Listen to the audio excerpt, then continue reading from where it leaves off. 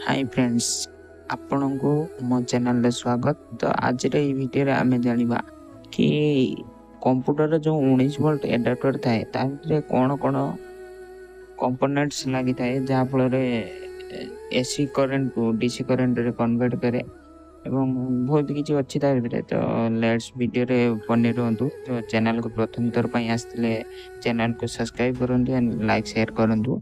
Video को last जाए देखंतु एवं ए वीडियो मोर 1K सब्सक्राइबर कंप्लीट कर दियंतु। सर्वप्रथम एडाप्टर टी को खोली नवा पेज को साहाय्य रे आगो खोली सारा परे आ भीतर कोन कोन कंपोनेंट अछि सब चेक करी। वर्तमान एडाप्टर टी खोली नै छी देखि पारछु आपण कोन कोन कंपोनेंट अछि।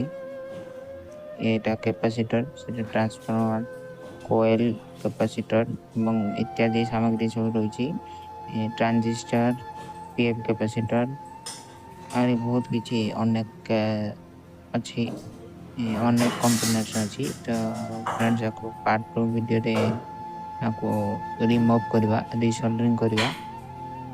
तो आज पई एति रहली जय जगन्नाथ।